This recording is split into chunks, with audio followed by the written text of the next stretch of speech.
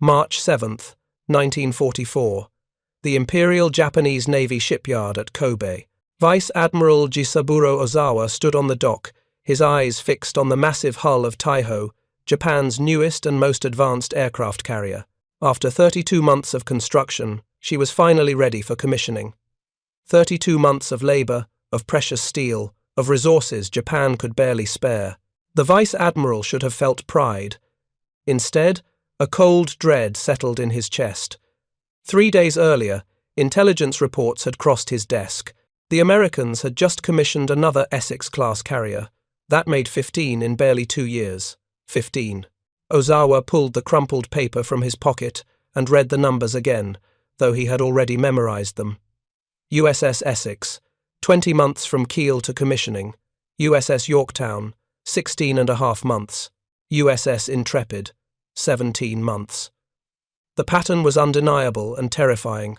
Japan's newest flagship had taken longer to build than 2 American carriers combined. As Ozawa watched welders apply the final touches to Taihō's armored flight deck, he understood what many of his colleagues refused to accept. The war was not being lost in the skies over the Pacific. It was being lost in the shipyards of Newport News, Philadelphia, and Brooklyn. The Americans had achieved something Japan could never match: industrial velocity that defied comprehension. If you're enjoying this deep dive into the story, hit the subscribe button and let us know in the comments from where in the world you are watching from today. The story of Japan's carrier construction crisis begins not in wartime desperation, but in pre-war confidence. Throughout the 1930s, the Imperial Japanese Navy had crafted a careful strategy for Pacific dominance. Their carriers, Akagi, Kaga, Soryu, Hiryu, Shokaku, and Zuikaku, represented the finest naval engineering Japan could produce. Each ship embodied years of design refinement, lessons learned from earlier vessels, and a commitment to quality over quantity. Japanese naval architects approached carrier design with meticulous attention to detail. The Shokaku-class carriers, commissioned in 1941, displaced 25,675 tons and could carry more than 70 aircraft. They were fast, capable of 34.5 knots, with a range of 9,500 nautical miles. Their construction took approximately 4 years from laying the keel to final commissioning. This timeline seemed reasonable, even admirable, for such complex vessels. But Japanese planners had made a fatal assumption. They believed the Americans would follow similar construction patterns. Traditional naval wisdom held that fleet carriers required 3 to 5 years to build. Complex propulsion systems, intricate armor schemes, sophisticated aircraft handling equipment, and the integration of thousands of components meant that rushing construction risked catastrophic failures. Every navy in the world operated under these constraints, or so the Japanese thought. The attack on Pearl Harbor in December 1941 had been carefully calculated. By crippling the American battleship fleet, Admiral Isoroku Yamamoto hoped to buy Japan time, perhaps 6 months to a year, to consolidate their Pacific conquests before American industrial might could respond. Yamamoto himself had studied in the United States and served as a naval attaché in Washington. He understood American industrial capacity better than most of his colleagues. Yet even Yamamoto underestimated what was coming. The Battle of Midway, in June 1942, revealed the first cracks in Japanese naval supremacy. 4 carriers, Akagi, Kaga, Soryu, and Hiryu, went to the bottom of the Pacific in a single day. For the Imperial Japanese Navy, these losses were catastrophic. These were not just ships, they were floating cities of specialized machinery, skilled workers, and institutional knowledge. Each carrier represented thousands of man-hours of construction, decades of accumulated expertise, and resources that could not be quickly replaced. Japanese naval leadership immediately authorized emergency carrier construction programs. The Taihō class would be Japan's answer to American carriers, ships with armored flight decks that could withstand bomb hits and continue operations. Additional Unryu-class carriers, based on the proven Hiryu design, would provide numbers. On paper, the plan looked promising. 14 new carriers were ordered between 1942 and 1943. What Japanese admirals did not yet fully grasp was the transformation occurring across the Pacific. In American shipyards, something unprecedented in naval history was taking shape. The Essex-Class construction program was not simply building carriers. It was industrializing carrier construction in ways that defied every assumption about how long such vessels should take to complete. The Essex-Class design had been finalized before Pearl Harbor in early 1941. Naval architects at the Bureau of Ships had created something remarkable, a carrier specifically designed for rapid mass production. Every design decision prioritized construction speed without sacrificing capability. The result was a ship that could be built with standardized components, simplified systems, and streamlined assembly processes. When USS Essex's keel was laid down on April 28, 1941, at Newport News Shipbuilding, the construction contract called for traditional timelines, but after Pearl Harbor, everything changed. The contract was reworked, priorities shifted, workers labored in multiple shifts, 7 days a week. The shipyard became a round-the-clock operation where thousands of welders, electricians, and fitters worked with ruthless efficiency. The statistics of Essex-class production reveal an industrial miracle. USS Essex, from keel laying to commissioning, took 20 months, but that was just the beginning. As shipyards refined their processes, construction times dropped even further. USS Yorktown, the second carrier, took 16.5 months. Some later carriers were completed in as little as 14 months from keel to commissioning. This was not an incremental improvement, it was a revolution. To understand the scale of this achievement, consider what an Essex-class carrier represented. Each ship displaced 27,500 tons at standard load, measured 872 feet in length, and stood over 150 feet from keel to mast top.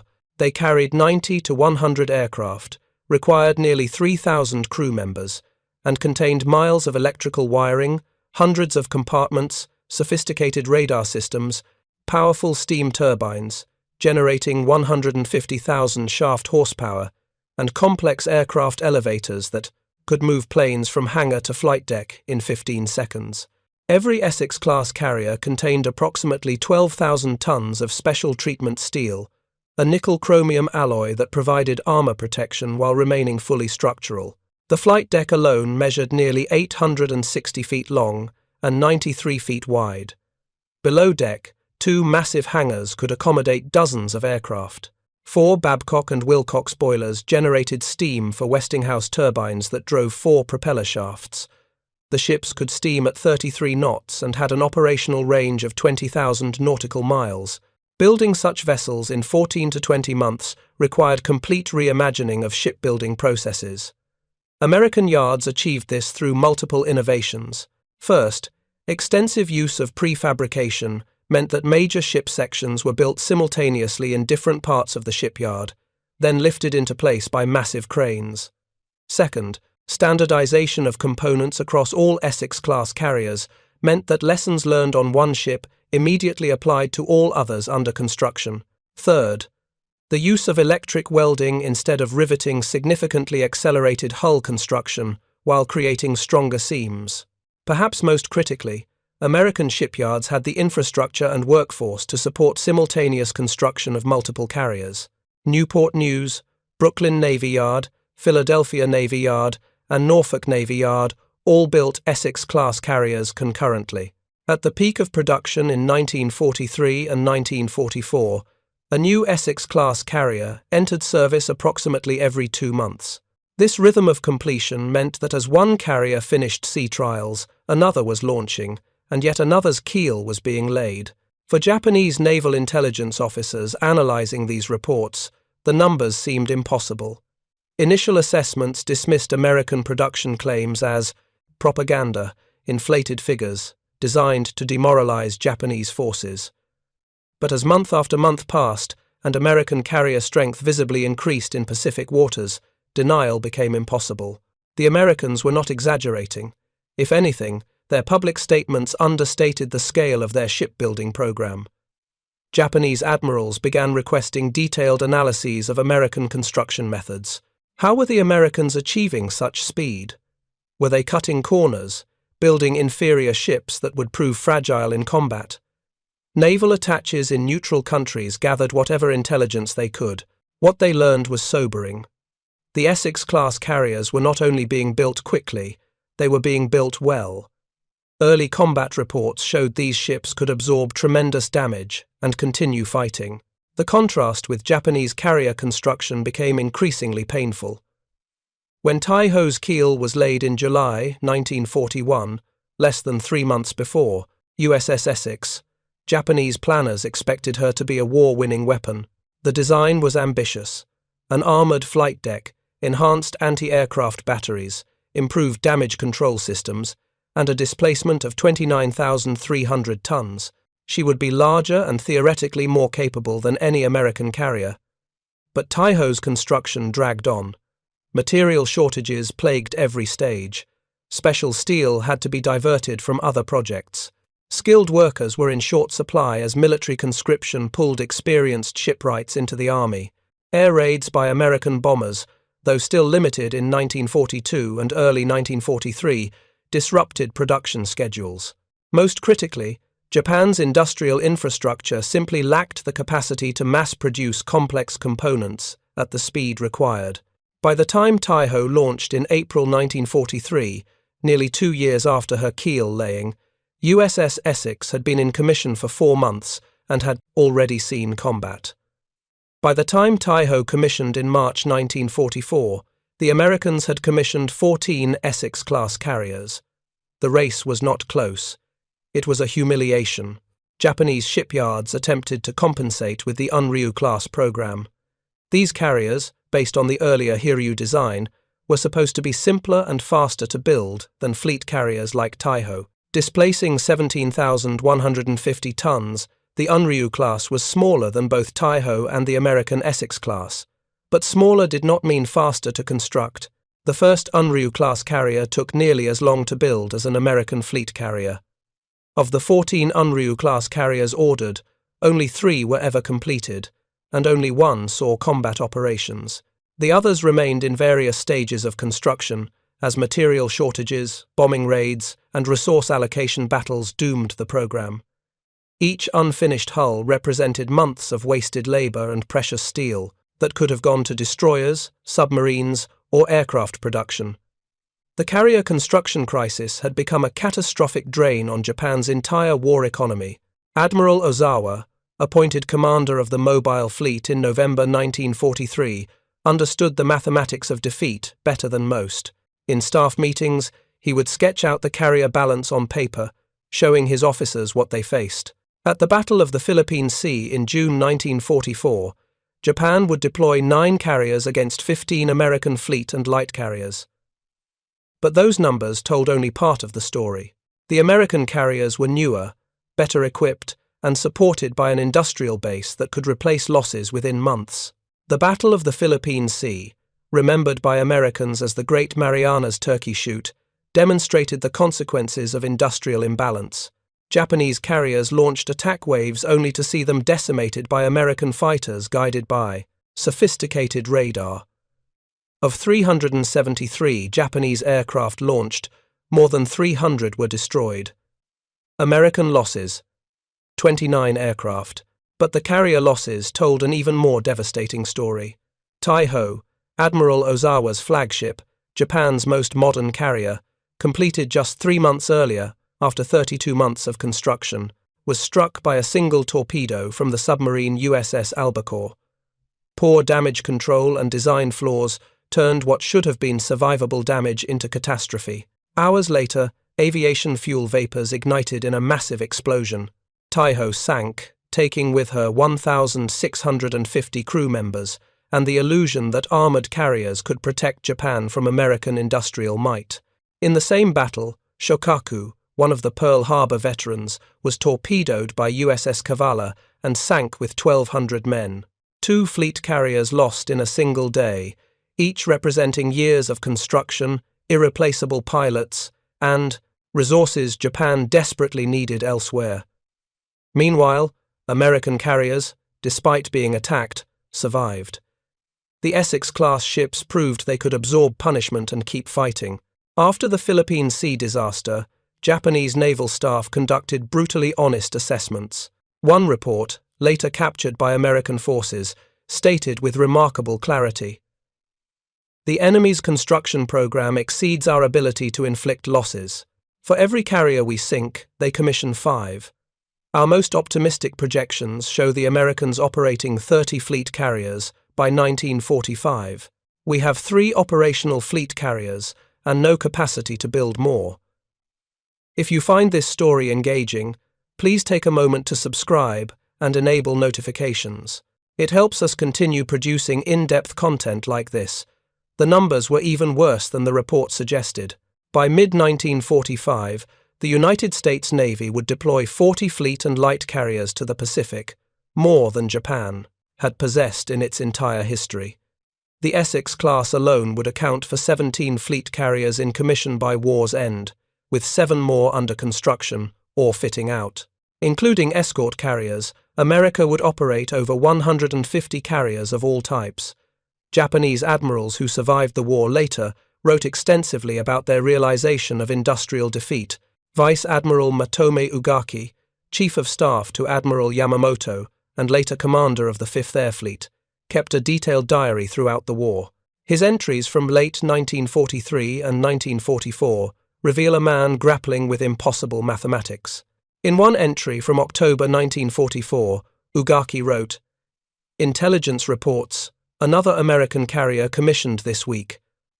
I no longer track their names. There are too many. We send our best pilots against their fleet, achieve hits, claim sinkings. Within weeks, the same number of carriers appear again. Either our pilots exaggerate their success, or the Americans build ships faster than we can sink them. I suspect both are true." Captain Toshikazu Omai, a staff officer in the Naval General Staff, was tasked with analyzing American carrier construction throughout the war. His reports make for sobering reading. In December 1943, he presented findings to senior admirals showing that American shipyards were completing Essex-Class carriers at a rate that would soon exceed the total number of carriers Japan had ever operated. His recommendation: negotiate peace before American numerical superiority became overwhelming. The recommendation was ignored. By that point, Japanese military culture had shifted from strategic calculation to desperate defiance. Admitting that the war was unwinnable due to industrial factors was seen as defeatism. Senior officers who suggested negotiation risked their careers, or worse. The Navy General Staff continued to plan offensive operations as if carrier parity could be achieved through superior tactics and pilot skill. But tactics could not overcome industrial reality. The kamikaze program, begun in October 1944, represented a final acknowledgement that conventional carrier aviation could no longer compete. If Japanese pilots could not defeat American carriers through skill and numbers, perhaps they could damage them through sacrifice. The desperate hope was that suicide attacks would sink carriers faster than American yards could replace them. It did not work. During the Okinawa campaign from April to June 1945, kamikaze attacks hit multiple American carriers. USS Franklin suffered catastrophic damage from bombs in March 1945, losing over 700 crew members. USS Bunker Hill was hit by 2 kamikazes in May, killing nearly 400 men. Both ships should have sunk. Their survival testified to superior damage control, redundant systems, and robust construction. More importantly, even when heavily damaged carriers withdrew for repairs, others took their place immediately. The Essex-Class design included numerous survivability features that Japanese carriers lacked.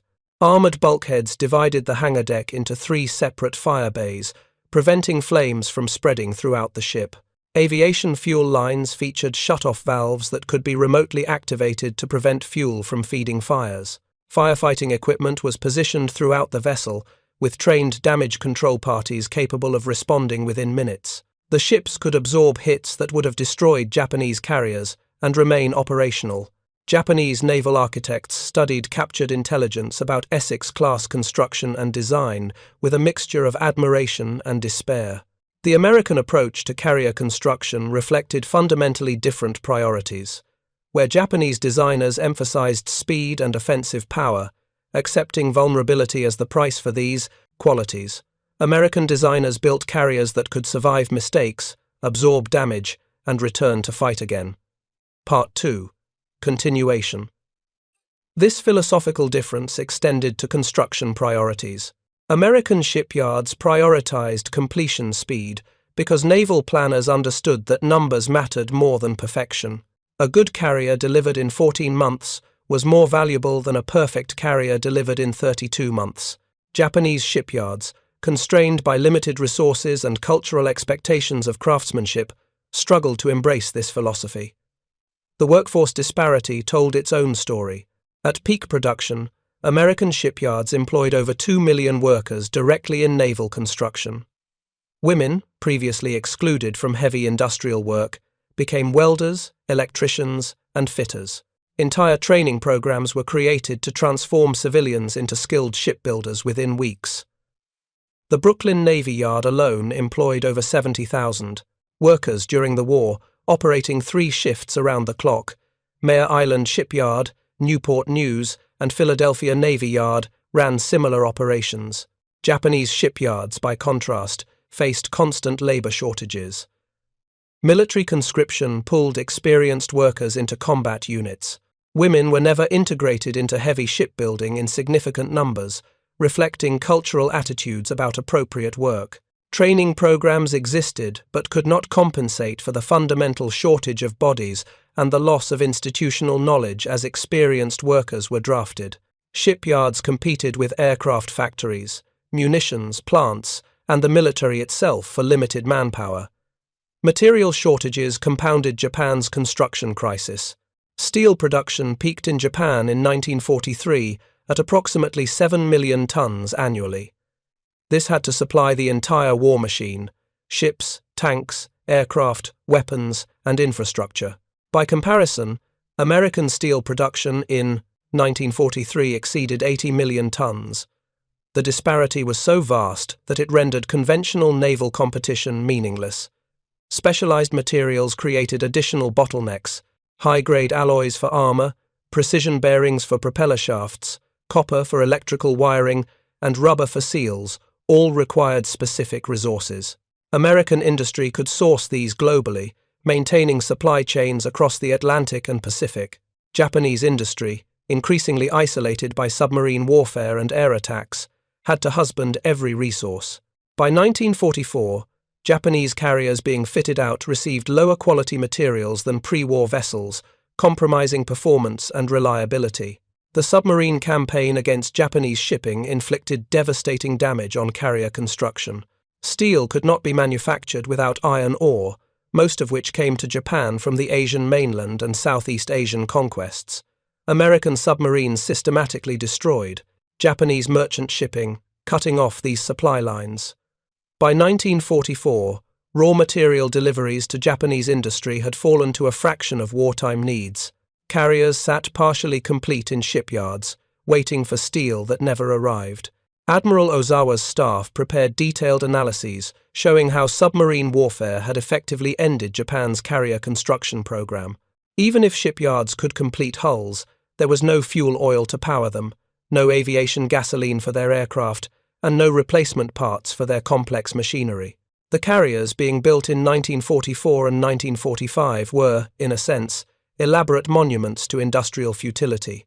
American intelligence officers interrogating captured Japanese naval officers after the war were struck by how thoroughly Japanese leadership understood their predicament.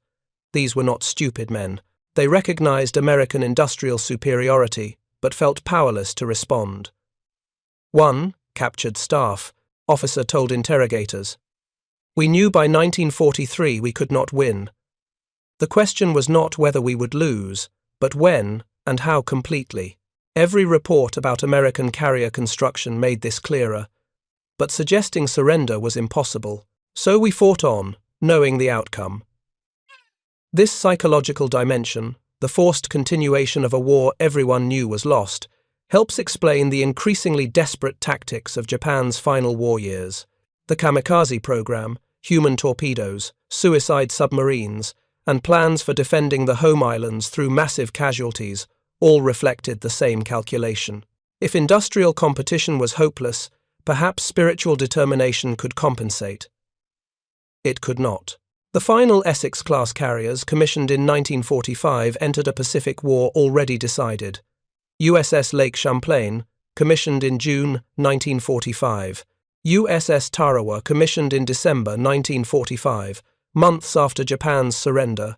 These ships, built in the same shipyards using the same processes that had been refined over 4 years of production, represented the endpoint of industrial carrier construction. They were built faster, cheaper, and more efficiently than any previous carriers in history.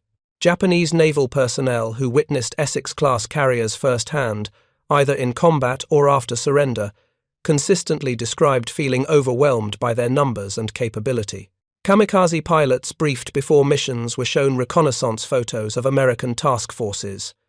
The images revealed carrier after carrier, surrounded by cruisers and destroyers, stretching to the horizon. Pilots who survived missions and returned to base reported the same sight.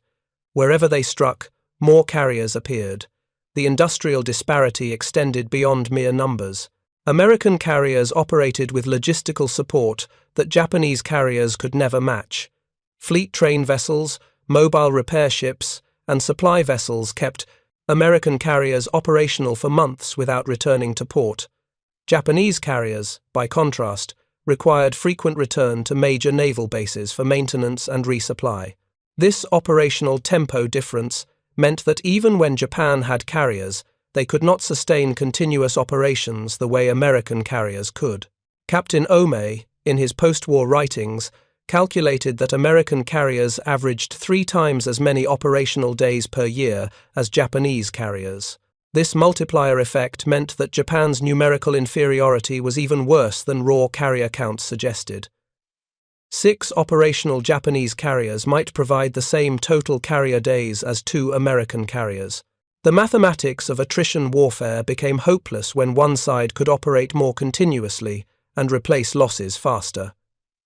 The Essex-Class construction program also demonstrated American industrial flexibility. As the war progressed and lessons were learned, modifications were incorporated into carriers still under construction. Beginning in March 1943, Essex-Class carriers were built with a longer bow, providing additional deck space and better seakeeping. Ships under construction received improved radar systems, enhanced anti-aircraft batteries, and upgraded damage control equipment. This ability to evolve the design while maintaining high production rates showcased American industrial sophistication. Japanese carriers, by contrast, were often obsolete before completion.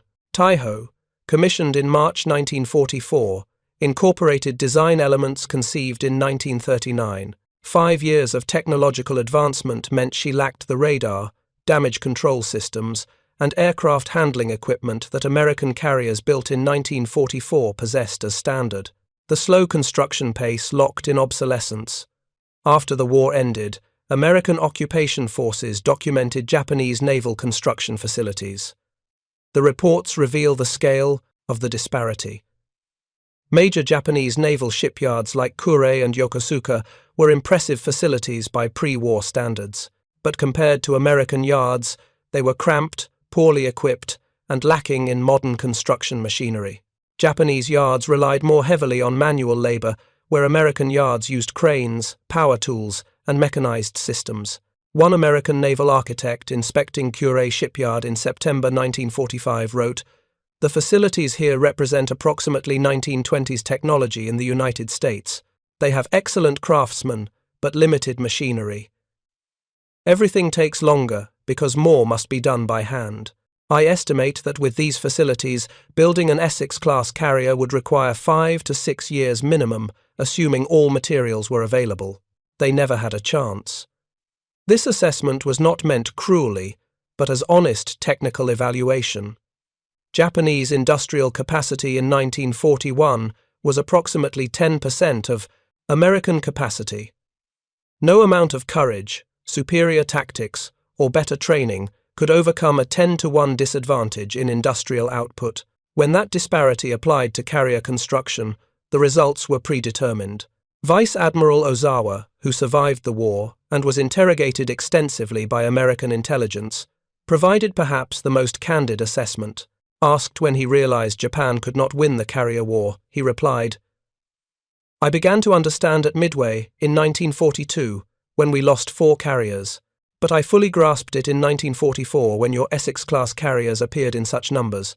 By Philippine Sea, I commanded 9 carriers against your 15. This seemed like reasonable odds, but I knew you had more carriers arriving monthly while I would receive no more.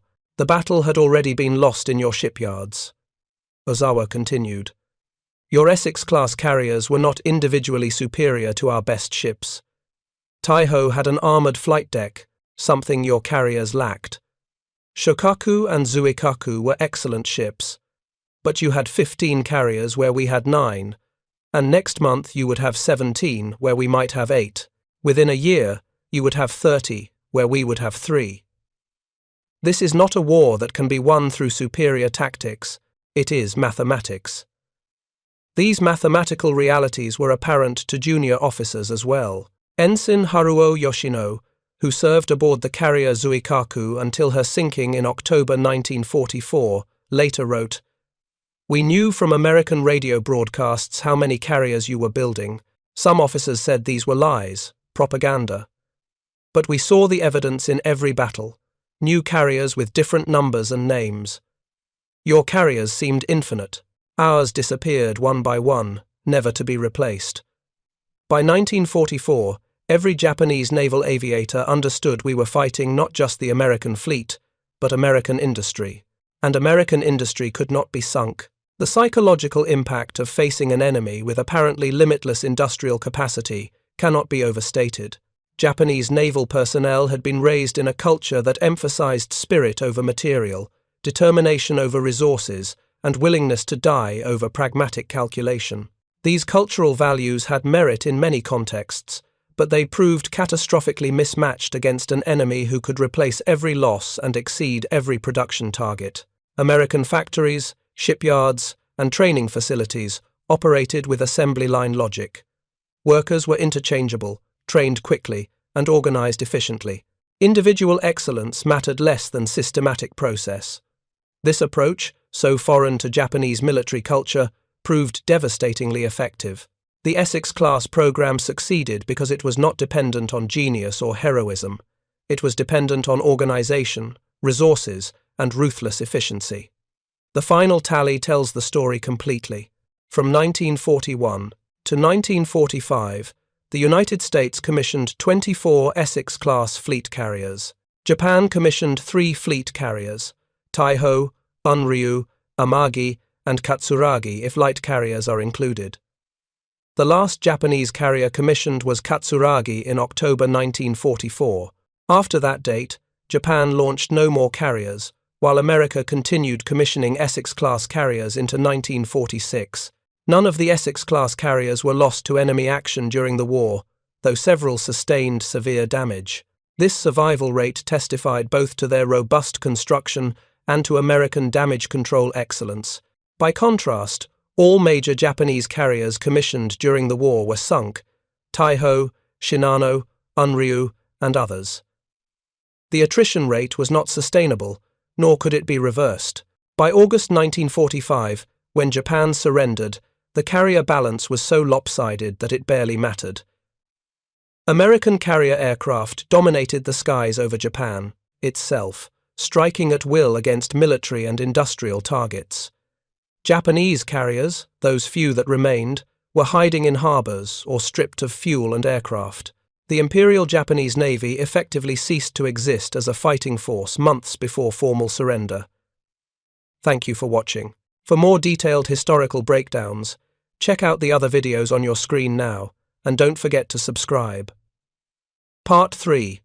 The Aftermath and Legacy. In the weeks following Japan's surrender, American naval intelligence teams fanned out across the Japanese home islands, documenting what remained of the Imperial Japanese Navy's infrastructure. What they found confirmed everything the numbers had suggested. In shipyards across Japan, partially completed carrier hulls sat rusting, abandoned mid-construction, when materials ran out or priorities shifted. These skeletal remains told stories of industrial desperation. At Yokosuka Naval Arsenal, inspectors found the incomplete hull of what would have been another Unryu-class carrier. Construction had stopped in early 1945, when steel allocations were diverted to building kamikaze boats and coastal defense positions. The hull was perhaps 40% complete, representing thousands of man-hours and tons of precious steel that had produced nothing useful for Japan's war effort. Similar scenes repeated at Kure, Sasebo, and other naval facilities. The contrast with American shipyards was stark. In the United States, as the war ended, multiple Essex-Class carriers were in various stages of completion. Rather than abandoning these hulls, American yards completed most of them, though at a reduced pace. Some were commissioned months after the war ended, joining a peacetime navy that would dominate the Pacific for decades. The industrial machine that had overwhelmed Japan did not simply stop. It transitioned to peacetime production without missing a beat. Lieutenant Commander Kyozo Ohashi, a former naval constructor who had worked on Taihō's design, was interviewed extensively by American technical intelligence teams. His testimony provides remarkable insight into Japanese awareness of their industrial limitations.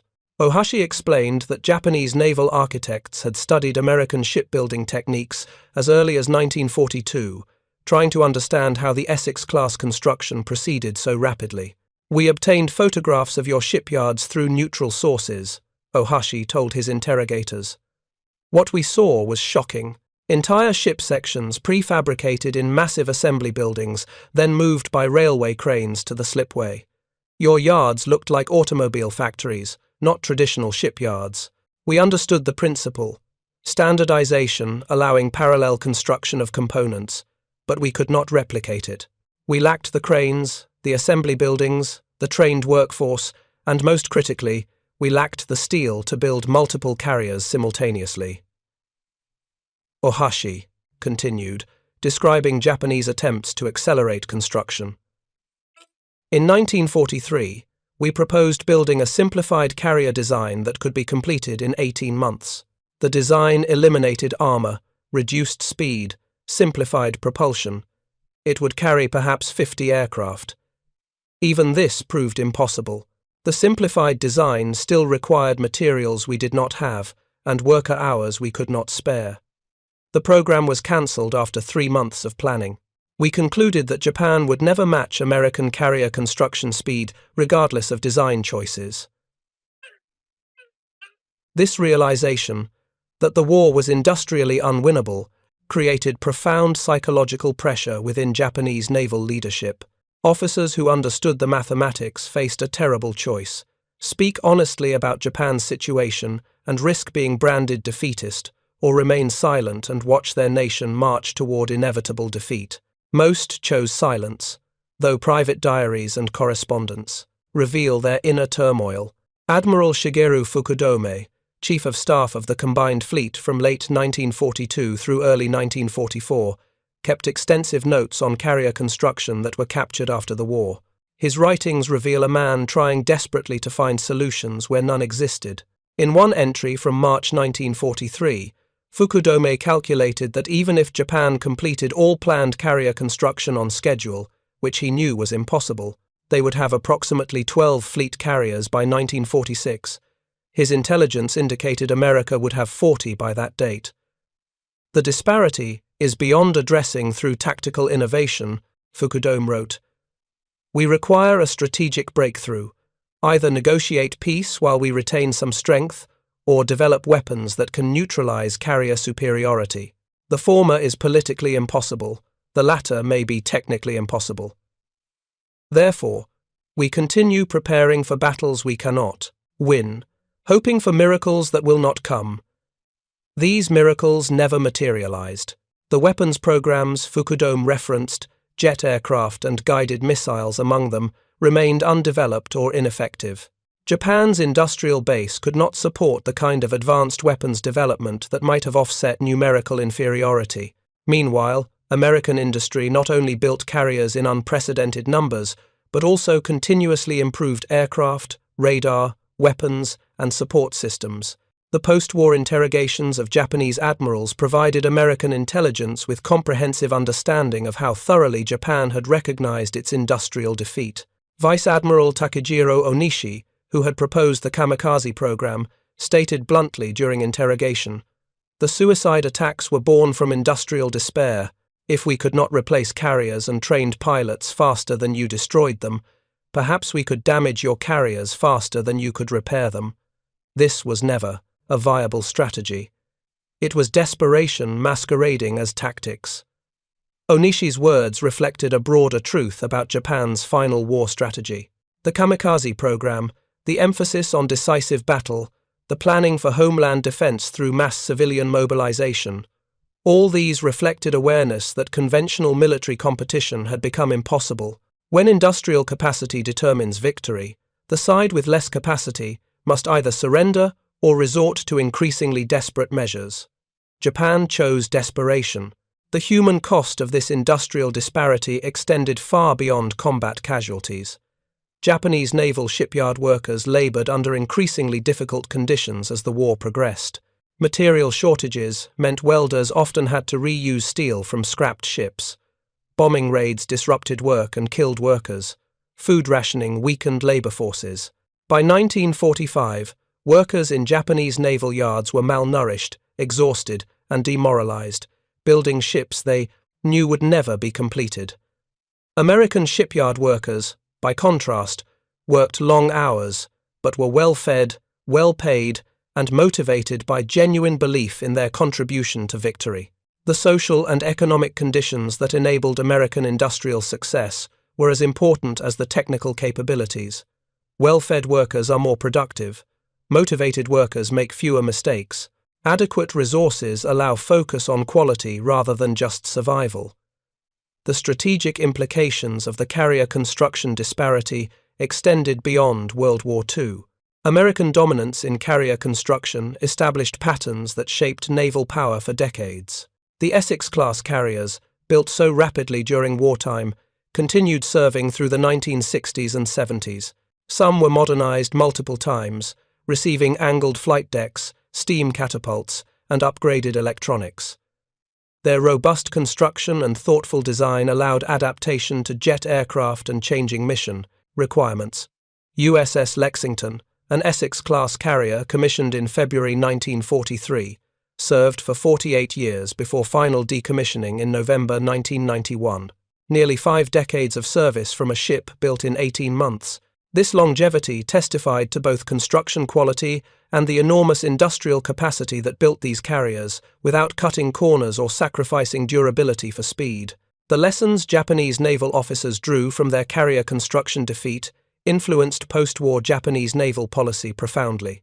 The Japanese Maritime Self-Defense Force, established in the 1950s, initially focused on destroyers and submarines rather than attempting to rebuild carrier capabilities. The industrial trauma of World War II's carrier construction competition left lasting institutional memory. Even as Japan's economy recovered and became one of the world's largest, Japanese naval planners remained cautious about carrier construction. For American naval strategists, the Essex-class program became a case study in how industrial capacity enables military power. The ships themselves served in Korea, Vietnam, and countless peacetime deployments. But the real legacy was demonstrating that properly organized industrial capacity could produce complex warships faster than enemies could destroy them.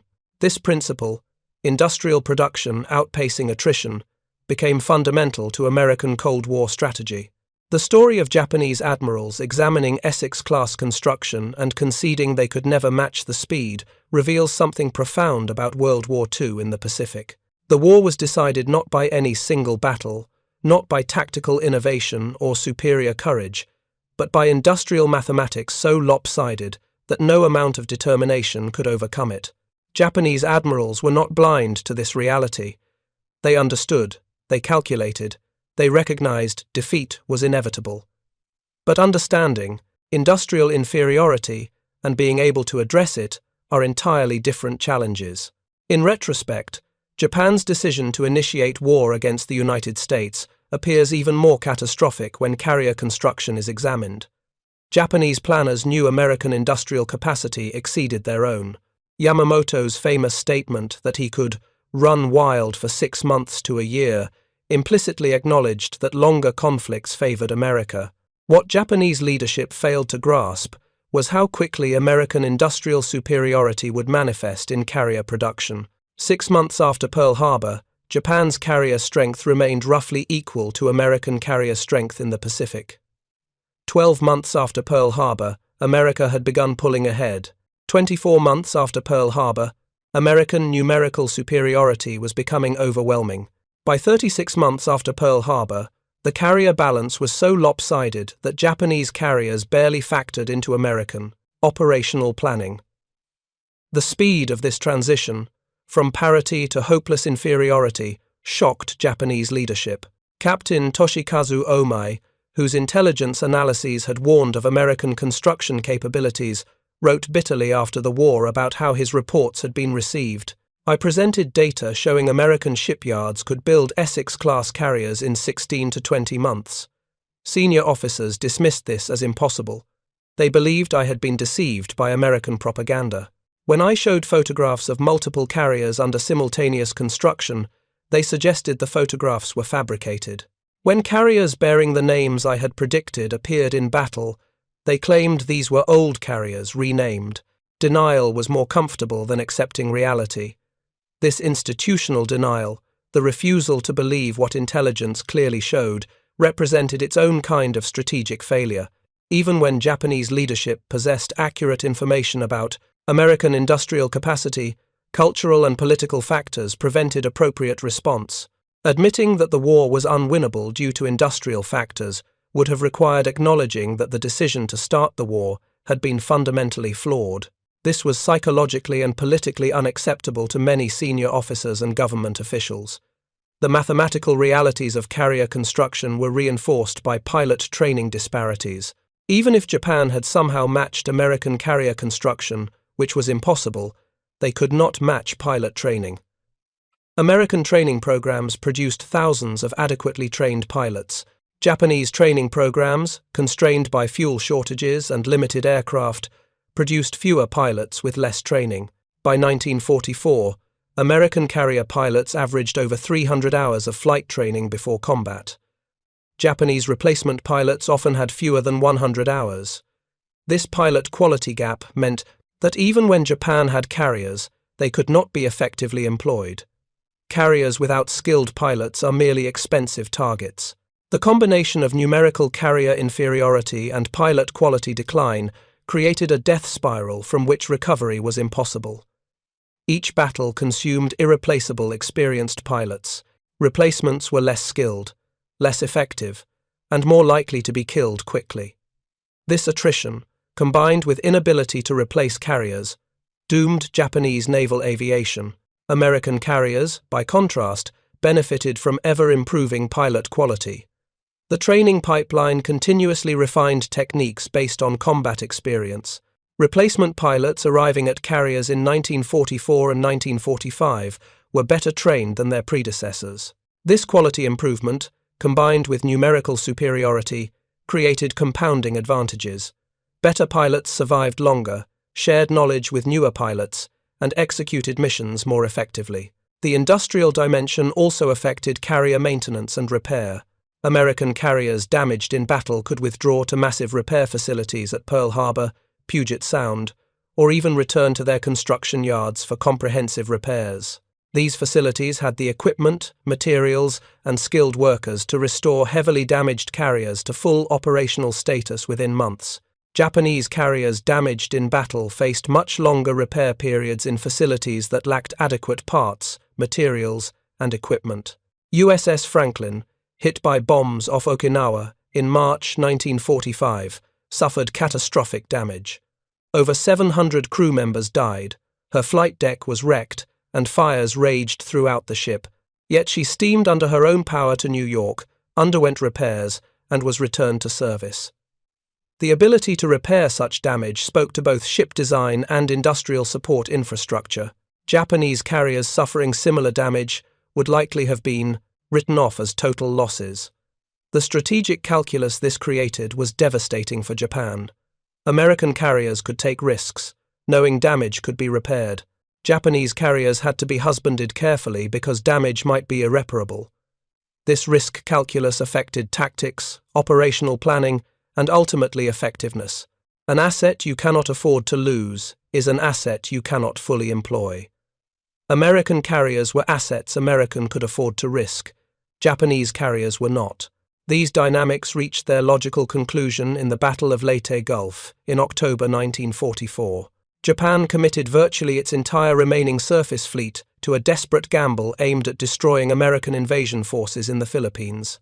The plan relied on using Japan's remaining carriers as decoys, deliberately sacrificing them to draw American carriers away from the landing beaches. That Japanese carriers had been reduced to decoy status, mere bait to be sacrificed, illustrated how completely carrier roles had reversed since Pearl Harbor. The 4 Japanese carriers employed as decoys, Zuikaku, Zuiho, Chitose, and Chiyoda, carried fewer than 100 aircraft among them, lacking sufficient pilots to fill their capacity. American carriers, by contrast, deployed over 1,000 aircraft. The numerical disparity had become so extreme that Japanese carriers no longer posed meaningful offensive threat. They were targets, expensive and symbolic, but militarily irrelevant. All 4 were sunk. Their sacrifice achieved nothing.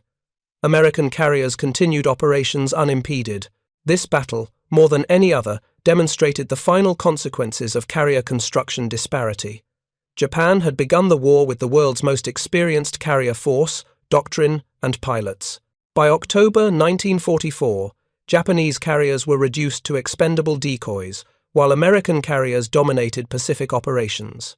The transformation took less than 3 years, driven primarily by industrial capacity to build carriers faster than Japan could replace losses. Part 4. Continuation. Admiral Soemu Toyoda, who assumed command of the combined fleet in May 1944, inherited an impossible situation. His predecessors, Yamamoto and Koga, had at least commanded fleets with offensive potential. Toyoda commanded remnants, survivors, and increasingly desperate plans. In his first strategic assessment, he counted 9 operational carriers against intelligence reports, showing 23 American carriers in the Pacific. The number grew monthly. His staff meetings became exercises in mathematical futility. One captured document from Toyoda's headquarters, dated July 1944, reveals the mindset of Japanese naval leadership at this stage. The document, a tactical assessment prepared for senior officers, stated, "Enemy carrier strength now exceeds our most pessimistic projections from 1942. Each engagement confirms they possess reserve strength we cannot match. Pilots report attacking carrier groups, inflicting damage, only to encounter the same number of carriers weeks later.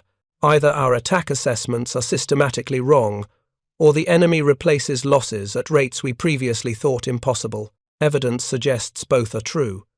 This assessment highlighted another dimension of the carrier crisis, the difficulty Japanese intelligence faced in accurately tracking American carrier strength. American carriers moved constantly, appeared in unexpected locations, and were supported by sophisticated deception operations. Japanese reconnaissance often identified the same carrier in multiple locations, leading to inflated estimates. But even when intelligence officers corrected for these errors, the true numbers remained overwhelming. The Americans aided this confusion deliberately. Carrier names were widely publicized, but their movements were carefully obscured. Radio deception, false traffic patterns, and deliberate leaks of misinformation made tracking individual carriers nearly impossible. Japanese intelligence might correctly identify USS Essex operating near the Philippines, while intercepted radio traffic suggested USS Lexington was also in the area, and reconnaissance reported a third unidentified carrier. Were these 3 different carriers or the same carrier reported multiple times? The confusion was intentional and effective, but confusion about specific carrier locations mattered less than the underlying reality. Whether Japan faced 18 carriers or 23 in a given operation, they were hopelessly outnumbered. The Essex-Class construction program had achieved what Japanese planners thought impossible. Building fleet carriers faster than combat could destroy them while simultaneously maintaining quality and capability. The technical sophistication of Essex-Class carriers revealed itself in countless small details that Japanese naval personnel noticed when examining captured documents or interviewing American prisoners.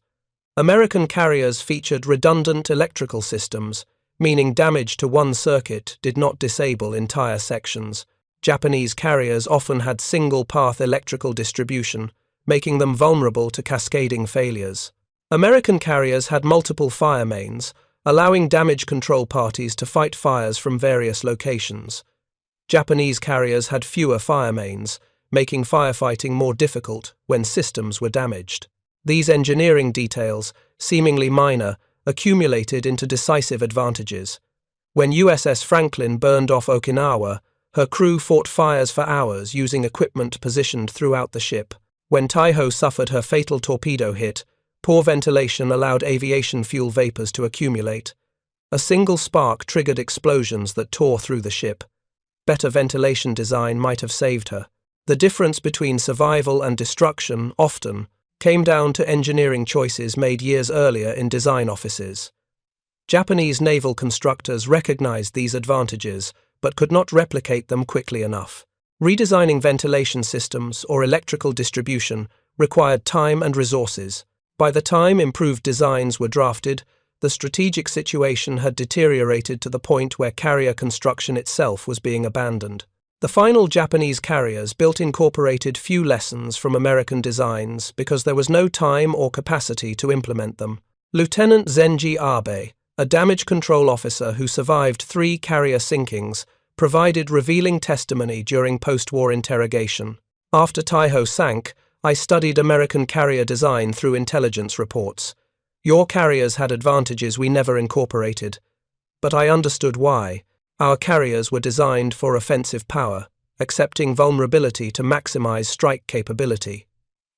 Your carriers were designed for sustained operations, building in redundancy and survivability. The philosophical difference reflected strategic assumptions. We expected short, decisive battles. You prepared for long campaigns of attrition.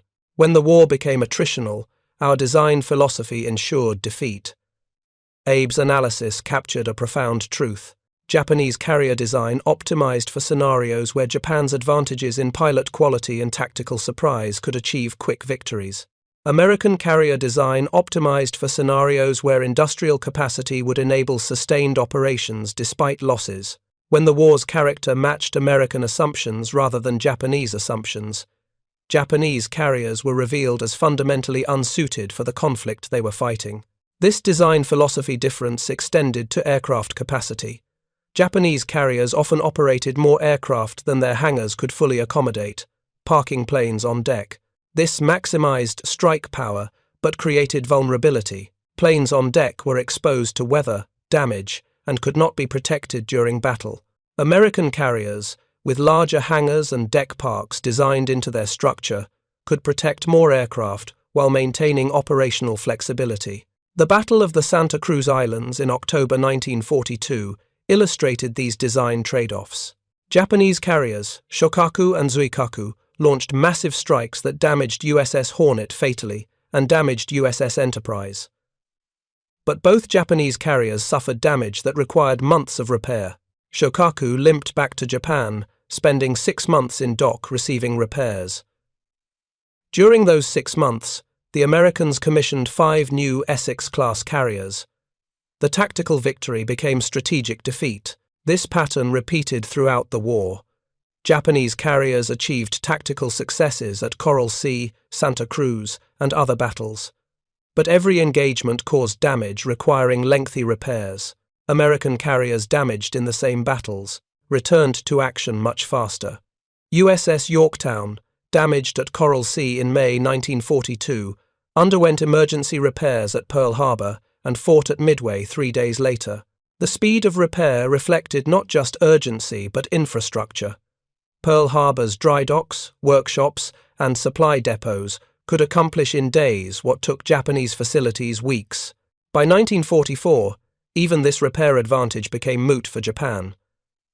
Damaged carriers sat in harbours not because repairs were slow, but because there were no resources to repair them. Steel went to more pressing needs. Skilled workers had been drafted. Parts could not be manufactured.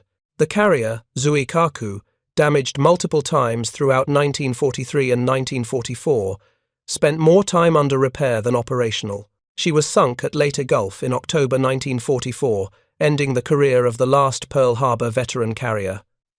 American submarines deserve credit for exacerbating Japan's carrier construction crisis. Submarine warfare against Japanese merchant shipping strangled the flow of raw materials to shipyards.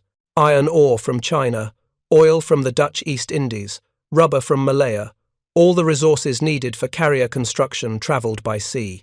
American submarines systematically destroyed Japanese merchant shipping, cutting these supply lines. By mid-1944, more tonnage of shipping was being sunk than Japan could construct to replace it. The submarine campaign affected carrier construction both directly and indirectly. Directly, submarines sank ships carrying steel, copper, and other materials needed for carrier hulls. Indirectly, submarine warfare forced Japan to divert construction capacity to building convoy escorts, submarine chasers, and replacement merchant ships. Every destroyer built for convoy escort was a destroyer not available for fleet operations. Every ton of steel used for merchant ship construction was steel unavailable for carriers. Admiral Charles Lockwood, commander of the U.S. submarine force in the Pacific, understood his mission's strategic impact. In reports to Pacific Fleet Headquarters, he emphasized that sinking merchant ships contributed as much to victory as sinking warships. Each tanker destroyed meant less fuel for Japanese industry. Each ore carrier sunk meant less steel for shipyards. The cumulative effect strangled Japanese war production, including carrier construction. Japanese naval leadership recognized submarine warfare's devastating impact, but could not counter it effectively. Japan had never developed effective anti-submarine warfare doctrine or equipment. Depth charges were less powerful than American models. Sonar was less capable. Training was inadequate. Most critically, Japan lacked the industrial capacity to build escort vessels in sufficient numbers. The same industrial limitations that prevented carrier construction also prevented building the escorts needed to protect shipping that supplied carrier construction. This interdependence created vicious cycles.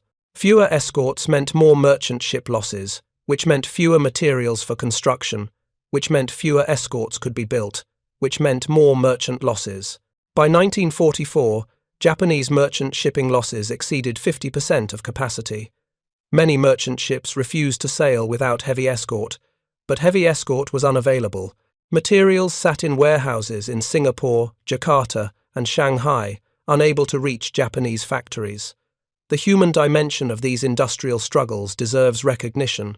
Japanese shipyard workers labored under increasingly desperate conditions. Food rations declined as submarine warfare reduced imports. Air raids disrupted work and destroyed facilities.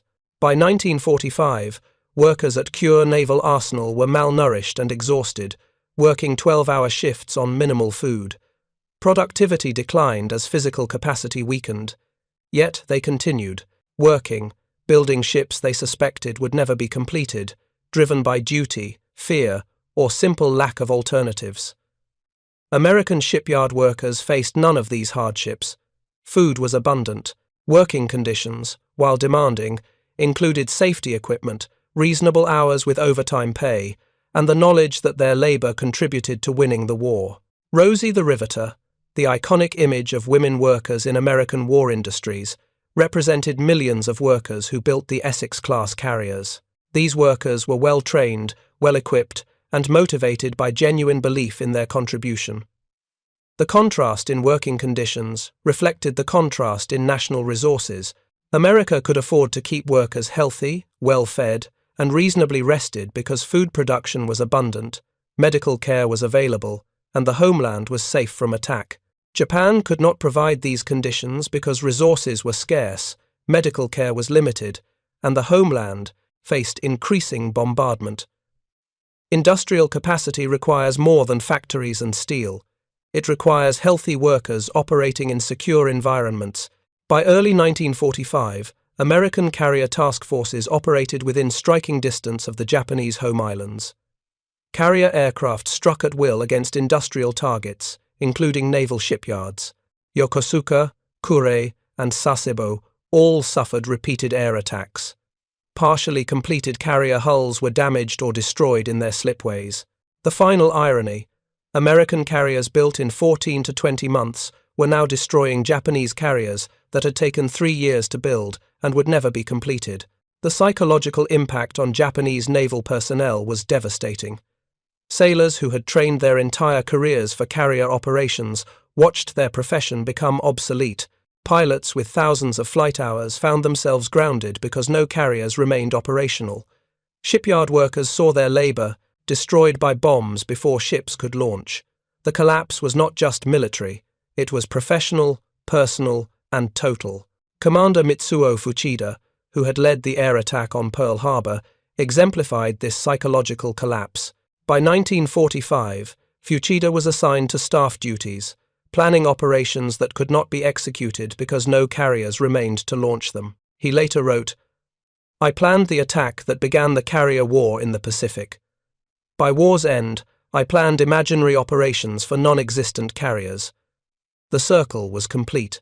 We had destroyed the American battleship fleet at Pearl Harbor, forcing them to rely on carriers. They built carriers faster than we could comprehend. Now their carriers destroyed our shipyards, preventing us from building more carriers. We had created our own defeat." This reflection captured the tragic irony of Japan's carrier war. The Pearl Harbor attack, intended to cripple American naval power, instead forced America to revolutionize carrier operations and construction. The forced adaptation proved more powerful than the original attack. Japan had struck at American battleships and awakened an industrial juggernaut that overwhelmed them with carriers. The final accounting of carrier construction reveals the magnitude of American achievement. From 1941 through 1945, American shipyards laid down 32 Essex-Class carriers. 24 were commissioned during or immediately after the war. The remaining 8 were either cancelled or completed post-war. This represents the most successful mass production of fleet carriers in history. No nation before or since has matched this achievement. Japan, during the same period, laid down 14 fleet carriers of various classes. 6 were completed and commissioned. The others were cancelled, scrapped incomplete, or destroyed before completion. Of the 6 completed carriers, all were sunk before war's end. The attrition rate was 100%. Not a single Japanese fleet carrier completed during the war survived to surrender.